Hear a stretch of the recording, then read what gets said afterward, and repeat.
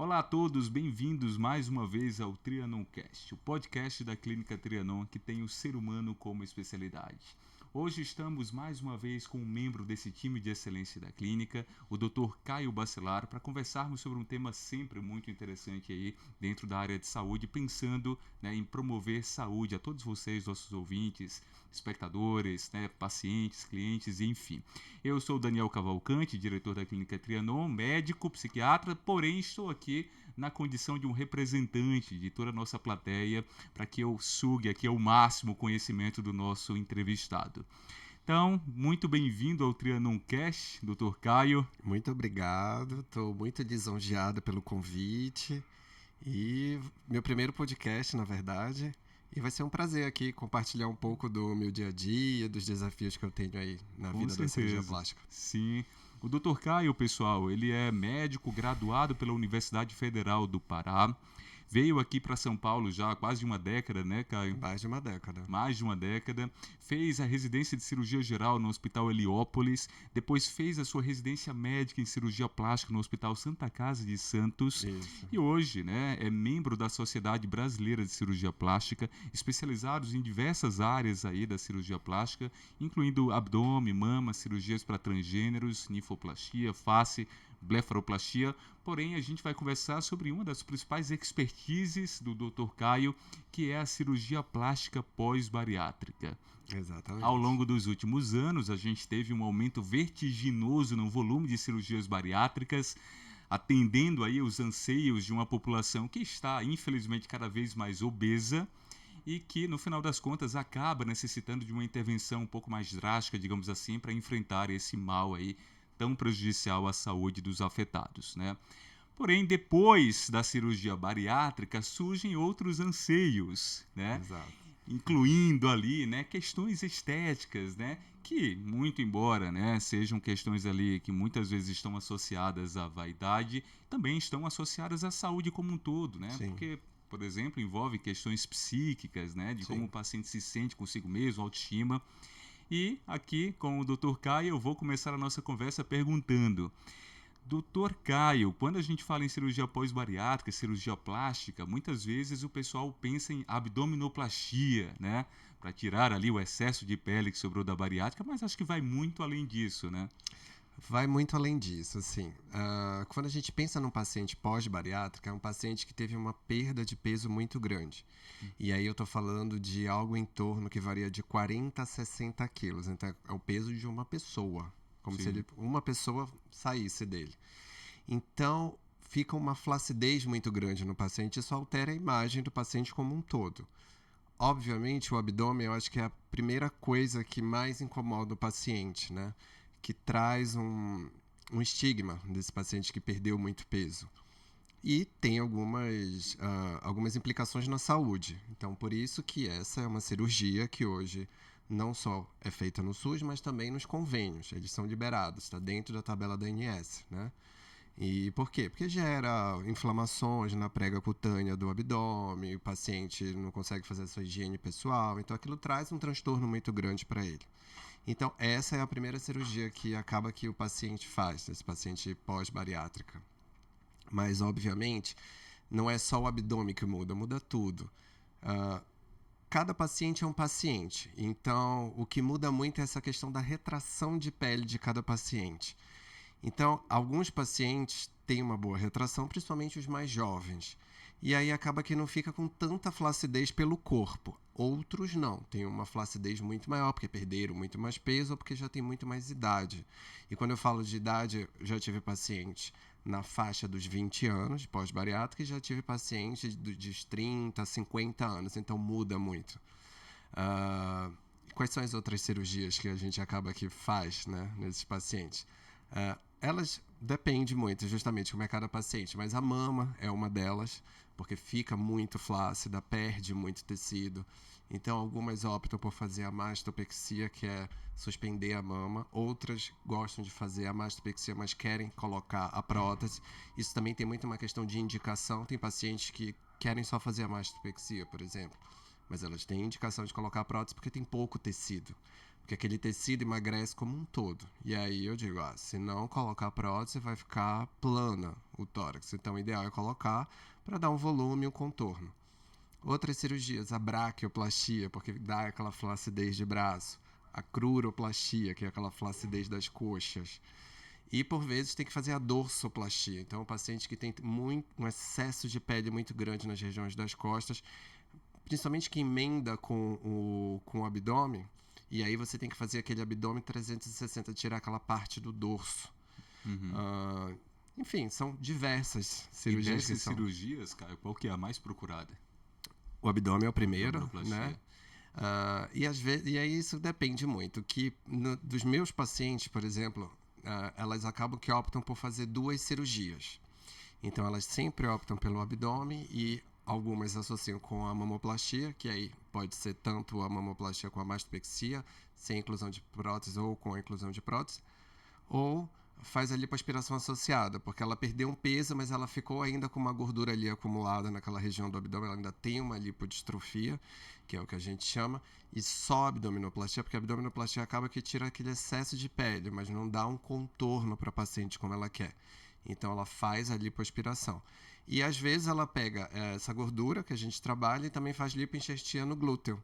Porque também elas perdem muito tecido na região do bumbum quando elas emagrecem. Então, a gente consegue fazer a lipoescultura, de que é tirar essa gordura e colocar no bumbum também. E dá para fazer tudo isso de uma vez? Tem médicos e médicos, assim. Eu não gosto de fazer todas as cirurgias juntas porque é um tempo muito grande de cirurgia e acaba que expõe o paciente a um risco muito grande. Então, no máximo, eu falo para elas assim, eu faço 3 cirurgias. Então, quais são as 3 normalmente, quando são 3? Faz a lipo com o abdômen e a mama. Ou, se quiser fazer a bráquio com mama e abdômen, enfim, mais 3. Eu acho que, além disso, já é um tempo muito grande e aí acaba que expõe a paciente a um risco muito grande, que é o que eu não quero, né? Ela me procura porque ela quer realizar um sonho, né? Ela tinha uma imagem dela, ela mudou totalmente, como você disse, com essa perda de peso. Ficou com aquele estigma, que é aquele excesso de pele, fica um aspecto que eu falo para elas de como se estivesse escorrendo, né? Derretendo. E aí, ouvi falar também no termo avental, né? O avental é o abdômen que cobre essa parte pública, né? Então, a gente vai melhorar esse contorno corporal. Essas são cirurgias de contorno corporal que vai melhorar e melhora a imagem da paciente. Para elas é gratificante, assim. E isso foi uma coisa muito interessante quando eu comecei a trabalhar com esse público. A gente estava conversando um pouquinho antes aqui, para quem não entende, não está entendendo o que a gente está conversando, a gente estava falando um pouquinho antes assim, que eu comecei a vida na cirurgia plástica, eu já tinha trabalhado com um paciente pós-bariátrica na residência, mas foi uma surpresa que a vida foi me levando para esses pacientes.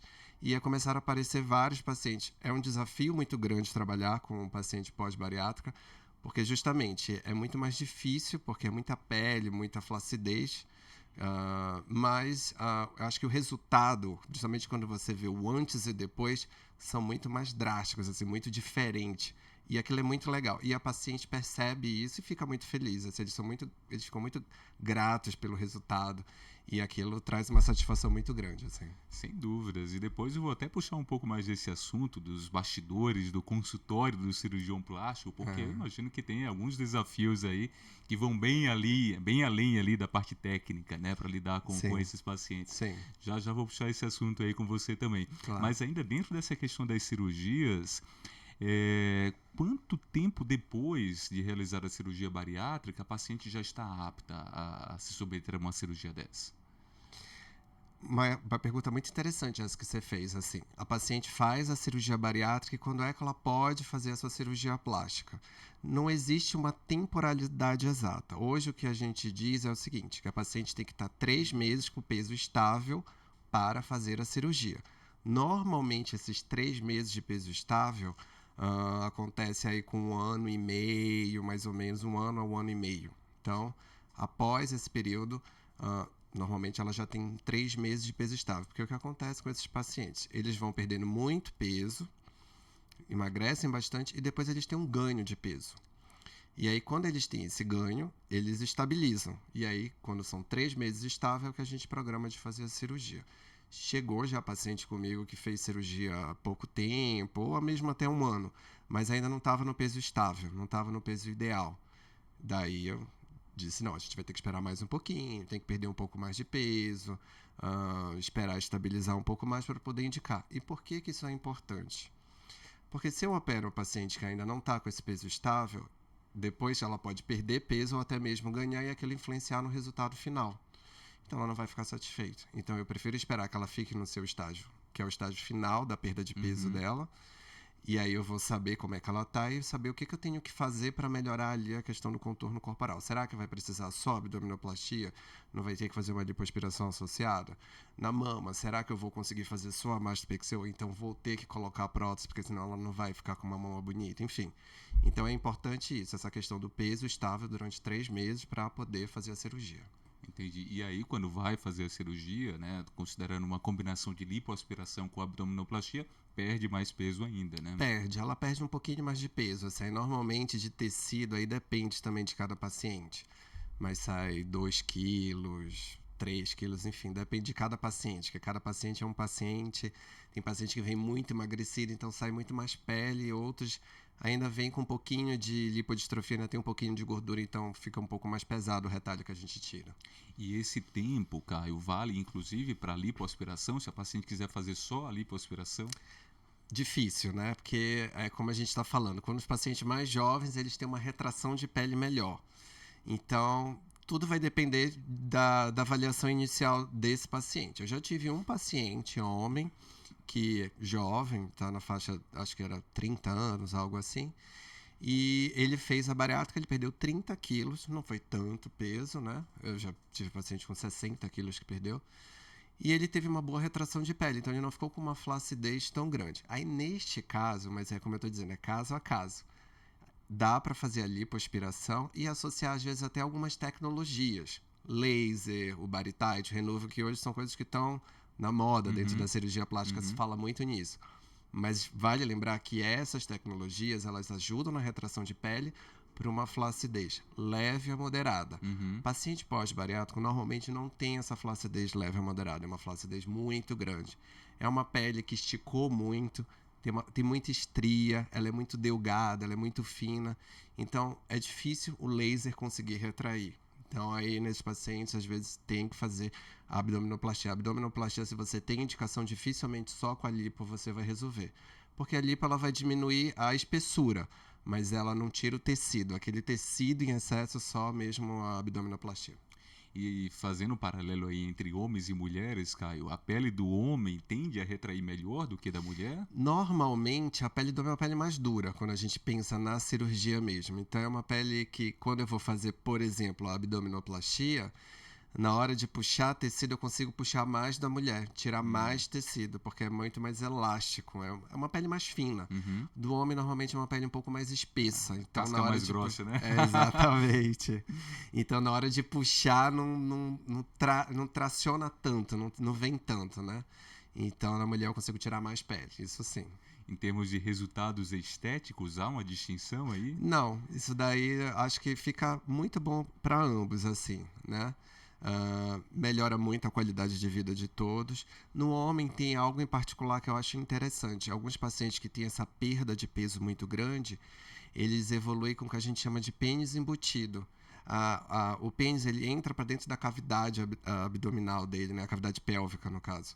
E quando você faz a abdominoplastia, você consegue suspender todo aquele tecido que caiu e aí o pênis começa a aparecer, porque até então ele não tem tanto acesso. E é isso que eu falo, assim. Acaba que influencia na questão da higiene, na relação sexual e tudo. Então, isso influencia muito na vida do homem. Sim. Então, tem uma melhora muito grande isso daí, porque acaba que trata esse pênis embutido. Não, realmente, esse ponto que você tocou agora expressa completamente aquela ideia que a gente comentou há pouco, né? Que não é uma questão só de vaidade, estética, né? não. Tem um fundo de reparador muito grande, né? E ainda com relação a essas características da pele, né? Em termos de cor da pele, isso varia? Não, isso daí não influencia muito. Até porque, assim, na nossa sociedade é uma mistura muito grande, né? O que eu acho que muda mais é a questão se a paciente é muito branca ou se ela é uma paciente mais negra. Porque isso também vai influenciar na questão dos fios que eu vou usar. Porque às vezes uma paciente mais clarinha Por exemplo, se eu for usar um fio de nylon, já são coisas mais técnicas, que é um fio mais escurinho.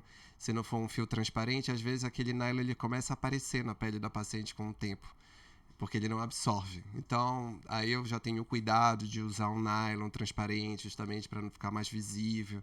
É mais essas questões que são detalhes mais técnicos, mas só isso. Obviamente a gente não vai querer entrar tanto em detalhes Sim. técnicos, mas eu acho que há uma curiosidade no público para entender melhor como que são feitas essas cirurgias, uma abdominoplastia, por exemplo, né? Você vai tirar excesso de pele, vai cortar onde, vai costurar onde, né? Vai ficar cicatriz? Fala Isso um daí é pouco interessante. do procedimento. Normalmente são 2 tipos, assim, né? Vai depender, como eu falo, é caso a caso. Tem paciente que eu faço a convencional, que é aquele corte que fica na região acima do pubis e abaixo do umbigo. E ela vai de um flanco ao outro do abdômen, né? Então fica escondido na linha do biquíni. Como se fosse uma cesariana? Como se fosse uma cesariana, só que a cesariana é um pouco menor, né? Uhum. Ela se estende um pouco mais para a região dos flancos, para a lateral do abdômen. Normalmente as mulheres querem essa. Só que tem algumas que têm uma flacidez mais central do abdômen. Nesses casos, se eu fizer a convencional, vai ficar uma flacidez central e não vai ficar um resultado interessante. Daí é indicado a âncora. Que no começo, como é a âncora, para quem não está familiarizado? É aquele corte que fica em T. Então, ganha aquele de baixo, que a gente faz, que é o convencional, e mais a mediana, que vai daqui, mais ou menos, um pouco abaixo da mama, do suco da mama, e segue até a região do pubis. Um T invertido, né? Um T invertido, exatamente. Então, o que acontece? Essas pacientes que têm essa flacidez mais central, eu acabo que eu indico a âncora. A vantagem da âncora nesses pacientes é que ela vai acinturar, porque eu consigo tirar a pele da lateral, jogo para o meio e ela fica muito mais acinturada. Então tem essa vantagem. A princípio pode assustar essa cicatriz grande, mas eu posso te dizer que todos os meus pacientes... É que também a questão da cicatrização ela é muito de indivíduo a indivíduo. Eu, por exemplo, quando me corto, fica escura a minha cicatriz. Mas eu já tive pacientes que a cicatriz passa 1 ano, 2 anos, ela tendo cuidado de não se expor ao sol, enfim. Aquela cicatriz fica clarinha e quase não aparece. Quase não, fica uma linha assim, muito tênue, quase não aparece. Depois de quanto tempo, mais ou menos, Caio? Isso? A gente diz que a cicatriz, ela atinge o estágio final dela depois de 1 ano, né? Que aí a gente diz que já é uma cicatriz madura. Mas, às vezes, demora muito mais para ela clarear e ficar nesse estágio bem clarinho mesmo, às vezes de 2, 3 anos. Isso depende muito de cada paciente e dessa questão do cuidado com a pele. Sei. E aí aquelas outras cirurgias, né, nas pernas, no dorso, né, nas costas, Isso. geralmente um corte com a cicatriz também pouco aparente. As cicatrizes a gente tenta deixá-la o mais discreta ao possível. Então, como é que funciona, por exemplo, nos braços? A gente coloca bem na região medial do braço, que o paciente falando, enfim, não vai aparecer, não fica tão visível a pessoa olhando ele de frente ou de costas. A não ser que ele levante o braço, aí você vai ver aquela cicatriz, que por vezes estende para a região da mama. Tem algumas pacientes que têm uma flacidez tão grande que aí junta a cicatriz da mama com o braço, entendeu? Sei. A gente fala que é uma braquioplastia estendida essa. Mas digo, é sempre uma linha, fica muito tênue, fica muito discreto e o resultado é muito bom. No caso dessas da braquioplastia, fica aquele aspecto que ela tem antes, que a gente chama de asa do morcego, que é aquela pele caída, e aí já fica com o braço mais fininho, fica um braço muito mais harmônico com o corpo dela. Na região da coxa, mesma coisa, fica na região medial e a gente estende às vezes para a região inguinal. Então, essa parte inguinal dá para esconder com a calcinha, ou biquíni, que seja, a cueca, e só fica aquela linha no meio, entendeu? Então, as cicatrizes a gente tenta disfarçar o máximo possível que com uma sunga ou com um biquíni, a gente consiga não deixar ela tão aparente assim. E a recuperação da cirurgia, Caio, como é? Eu peço para meus pacientes sempre 30 dias. Eu falo, olha, 30 dias eu quero que você me dê. E esses 30 dias é que eu falo também que é o período que aparecem as principais complicações dessas cirurgias. Passado esses 30 dias, pode ter alguma complicação? Pode, mas é muito mais difícil. E as principais complicações, as mais chatas de tratar, são nesses primeiros 30 dias. Então, eu sempre falo, depois dos 30 dias, a gente pode até falar aqui mais um pouquinho depois sobre a questão do pós, como é principalmente da abdominoplastia, mas passados esses 30 dias, ela já está muito mais apta, já consegue fazer as suas atividades e já não tem um risco mais tão grande de ter uma complicação. Aí vamos falar sobre o pós, então. Então, o pós depende de cada cirurgia, né? Por exemplo, a abdominoplastia, que é a mais popular. A paciente, ela sai da cirurgia, ela anda encurvada. Ela não consegue ficar reta. Porque a gente tira um excesso de pele e aquele excesso de pele, ela tem que ficar encurvada porque junta a parte de cima do abdômen com a região pélvica. Então, não deixa de forma que fique muito estendida, porque com o tempo aquela pele vai cair um pouquinho. Então, tira ao contrário, tira até um pouco a mais, a ponto que ela não consegue se esticar no início e tem que andar encurvado e deitar encurvado. Então eu sempre falo, vocês vão ficar em torno aí de uns 20 dias andando encurvado e deitando encurvada também, que eu falo que é um formato de V, assim, com a perna um pouquinho levantada e o dorso um pouquinho levantado também. Em conchinha não pode, não? Não, de lado eu também não deixo. Eu falo que só depois de 30 dias que eu libero para dormir de lado. E então tem esse inconveniente. Tem o dreno de pós-operatório. Então, assim, na região do abdômen eu sempre deixo um dreno, que é que vai vigiando seroma, hematoma. Esse dreno varia muito o tempo que ele fica, mas normalmente aí uns 10 a 14 dias, mas depende de cada paciente. Quando o débito já está baixo, eu tiro esse dreno, né? E a cinta. A cinta, eu sempre peço 3 meses de cinta, paciente, então manter a cinta. Tem que estar bem justinha. E às vezes a gente associa com umas talas que a gente usa assim, para a região do abdômen, que tanto na região da frente quanto da lateral. E quando faz a lipoaspiração, coloca as placas também na região das costas, né? E a drenagem linfática também é fundamental para diminuir o edema do paciente, né? Aí não tem também um número mínimo, mas em geral a gente faz umas 10 sessões. Dói? Não, a drenagem ela é para ser bem suave, é uma massagem suave. Mas né? o pós-operatório como um todo é dolorido? Não dói. O que as pacientes normalmente reclamam é do dreno, Sim. que o dreno incomoda. Então, se doer alguma coisa é porque tem alguma coisa estranha, que não é para doer. E às vezes o que ela sente é dor nas costas, porque ela fica encurvada. Tem paciente que faz hérnia de disco porque anda muito encurvada e aí depois sente dor. Mas esse encurvado também é um período curto. Depois ela mesma consegue se esticando, porque aí a pele já vai acomodando, vai se esticando um pouquinho mais e aí ela consegue ficar mais ereta. Por isso que eu falo, são esses primeiros 30 dias aí que é o tempo que ela vai se conhecendo e o corpo vai se recuperando e ela vai estar bem. Isso para abdômen, mas tem as outras coisas. Por exemplo, mama, quando eu vou fazer uma mastopexia nesses pacientes ou qualquer outro paciente. O que eu peço é evitar carregar peso e levantar o cotovelo acima do ombro para não ficar esticando tanto essa cicatriz.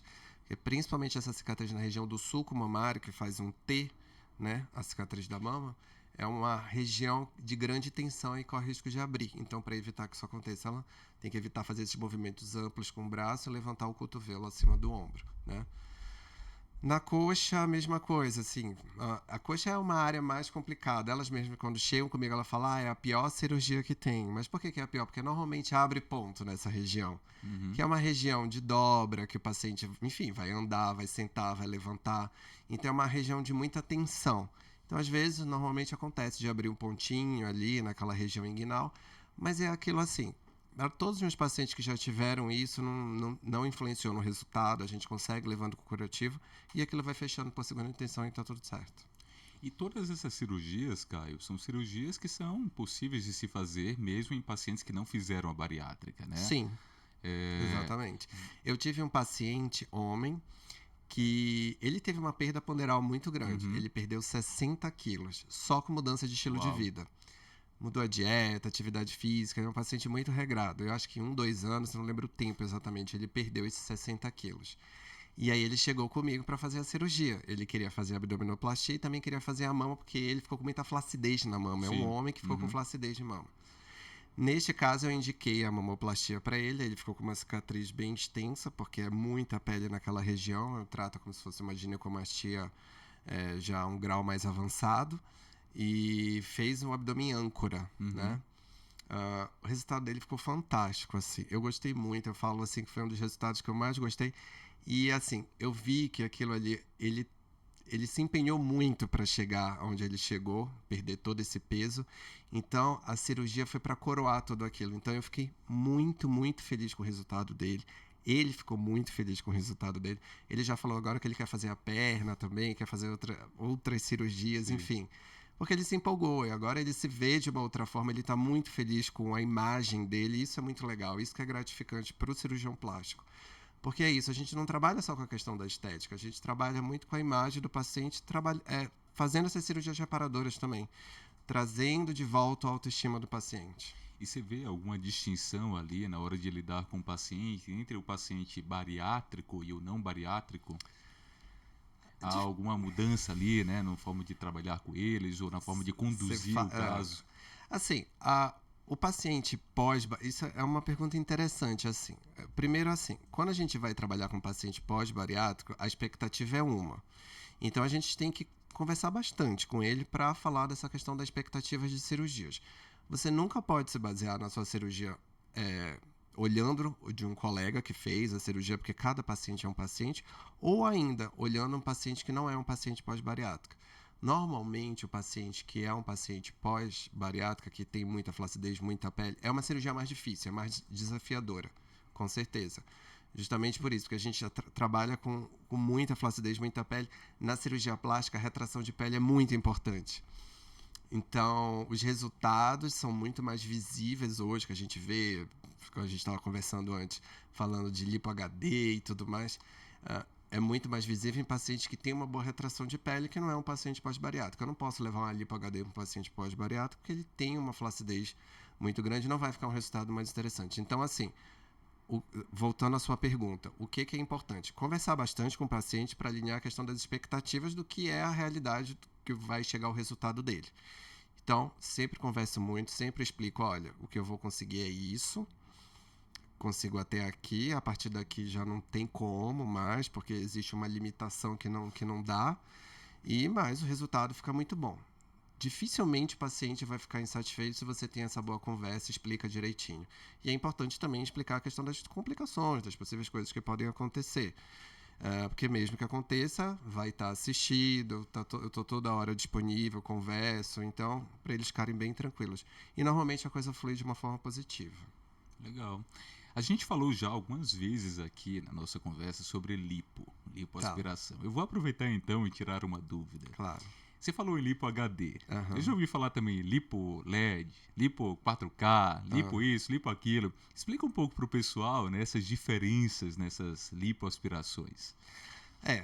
Hoje em dia, assim, tem a lipoaspiração convencional, que é aquela lipoaspiração que a gente faz, que não tem essa marcação, né, que é da lipo HD. Então, que normalmente é a lipoaspiração que eu faço nesses pacientes, que eu melhoro o contorno corporal, tira gordura daqueles compartimentos onde estão bastante acumulada, e aí fica um resultado mais harmônico do corpo do paciente. Tem pacientes que são pacientes mais jovens, que já querem deixar uma marcação melhor. Então, você pode indicar uma lipo HD, eu quero fazer uma lipo HD. E é importante, mesmo que não seja um paciente pós-bariátrica, não é todo mundo que tem essa indicação. Para você pensar numa lipo HD, você tem que pensar no paciente que tem um estilo de vida saudável.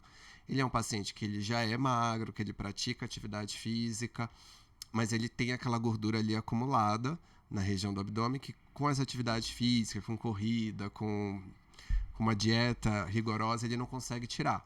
Nesse paciente é o perfeito paciente para fazer a lipo HD, porque aí você consegue tirar compartimentos de certas áreas do corpo, que você tira mais de uma região do que de outras. Então, dá aquele contorno que seria o músculo, mas é como se a gente desenhasse a gordura ali aonde seria o músculo. E hoje também tem uma outra coisa que é feita bastante, que é um enxerto de gordura. Você lipa e você enxerta aquela gordura dentro do músculo da região do abdômen. Então, dá aquele aspecto de gominho. Mais musculoso, de gominho, exatamente. Sim. Aí, nesse, você também pode fazer uma marcação na gordura, mas já aí não precisa lipar tanto, porque você acaba que consegue projetar um pouco mais o músculo enxertando essa gordura. Mas é aquilo, cada paciente é uma indicação, não é todo mundo que tem essa indicação. Tem que ter um perfil de paciente mais atlético, que tem uma boa pele, que dá para fazer isso. Isso me leva muito à imagem do cirurgião plástico como escultor de corpos humanos. Exatamente. Né? E aí eu ia até puxar um pouco da nossa conversa aqui para a sua trajetória, né, como cirurgião plástico. Como que foi, né, para chegar, enfim, né, a ser um cirurgião plástico? Você até comentou um pouquinho já no início da nossa conversa, né, sobre a sua trajetória. Então, assim, pra quem não me conhece, eu vim de Belém do Pará, então já tenho acho que 12 anos aqui em São Paulo. Fiz a Universidade Federal do Pará e já na Universidade Federal, como começou? Eu já tinha um interesse, achava interessante a questão da cirurgia plástica, mas também sempre fiquei muito aberto a tudo, a conhecer todas as áreas da medicina.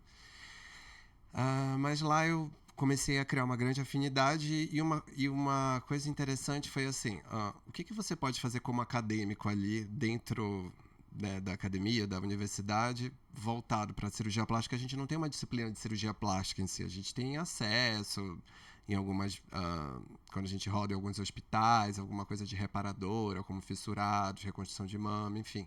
Mas é algo muito pequeno, não é tão profundo quanto numa residência, né?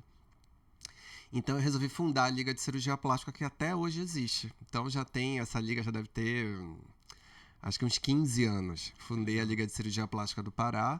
Foi aí que eu comecei a me aprofundar mais no tema da cirurgia plástica e a conhecer vários cirurgiões plásticos lá na minha cidade. Fiz amizade com alguns cirurgiões. A doutora Lastênia, mandar um beijo para ela, que era na época a presidente da Sociedade Paraense lá de Cirurgia Plástica. Me ajudou muito. E dentro da liga, o que foi muito legal é que uma coisa foi que eu publiquei um artigo voltado com escalpelados, que é algo que era comum na nossa região, lá no Pará. Explica um pouco o que é escalpelado. Os escalpelados, lá, no interior, principalmente, né, eles utilizam barco para se locomover. E alguns barcos, na época, que hoje é proibido isso, eles não tinham o rotor do barco, né?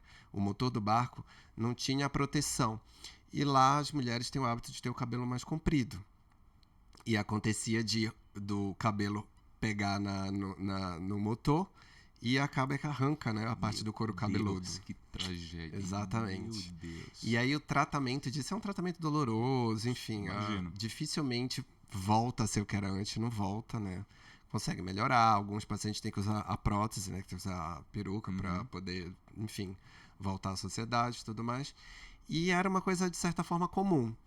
E quem trabalhava era muito lá na Santa Casa, os cirurgiões plásticos da Santa Casa. Então eu publiquei na época um artigo voltado a esse perfil epidemiológico de pacientes escalpelados, que foi muito interessante. Foi um dos filhos que trouxe da Liga de Cirurgia Plástica, foi esse artigo. E daí em diante eu comecei a voltar muito para o tema. Quando eu tive a oportunidade de meus estágios optativos na faculdade, eu fiz dentro da cirurgia plástica, com fissurados. Aí vim para cá fazer cirurgia geral no Hospital Heliópolis. Dentro do Heliópolis tem um serviço de cirurgia plástica também.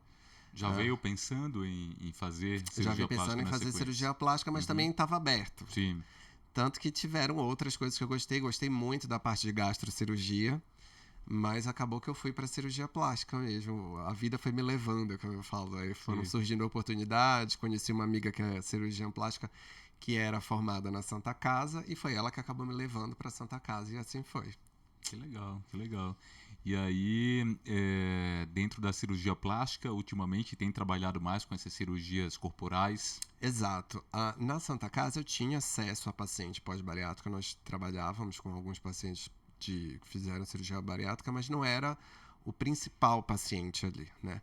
A maioria dos pacientes eram pacientes que é o que a gente chama daquelas mamães, assim, após mamãe, que também é hoje que é uma cirurgia que estão muito em alta dentro da cirurgia plástica. Então eram pacientes que já tiveram filhos, sofreram todas as modificações corporais relacionadas a esse pós-gestação e queriam fazer cirurgia. Então o principal era esse, mas tinha alguns pacientes pós-cirurgia bariátrica, sim. E aí, depois que eu me formei e voltei para São Paulo, acabou que surgiu essa oportunidade de trabalhar em alguns hospitais e surgiram muitos pacientes com esse perfil, que tiveram essa perda de peso muito grande, né? Esses pacientes que são pós-bariátrica. E aí foi desafiador, mas foi interessante, e eu tenho amado muito trabalhar com isso.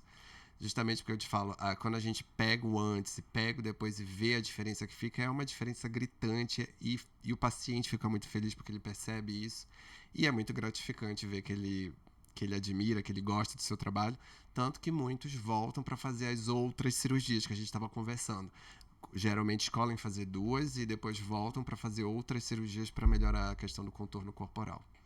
Sim, eu sou testemunha disso, né? Tenho já aí alguns pacientes ao longo dos últimos anos em que eu testemunhei a transformação deles do ponto de vista global, né? Não apenas em questões estéticas, né? Mas também da forma como eles se sentem do ponto de vista de saúde mental, né? Do ponto de vista de autoestima, do ponto de vista de autoconfiança, né? E isso acaba meio que influenciando outras coisas ali da Sim, jornada deles sim, relacionadas ao engajamento em outras atividades. exatamente. Ontem mesmo, né, eu recebi a mensagem de uma paciente minha, uma paciente de mais de 60 anos que tinha feito a bariátrica, perdeu bastante peso, e aí ela estava buscando, né, a cirurgia plástica justamente para que pudesse então finalizar, né, esse processo de recuperação da mulher que ela era, né, antes de ser Você tocou no, acometida ali pela obesidade. Você tocou num ponto interessante, assim, a questão da idade. Não tem idade para fazer Aham. cirurgia, tá?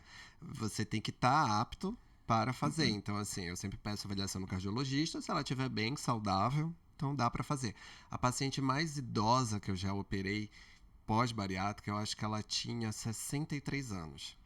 Ela fez a mama e o abdômen. E agora ela voltou comigo que ela quer fazer a face. Legal.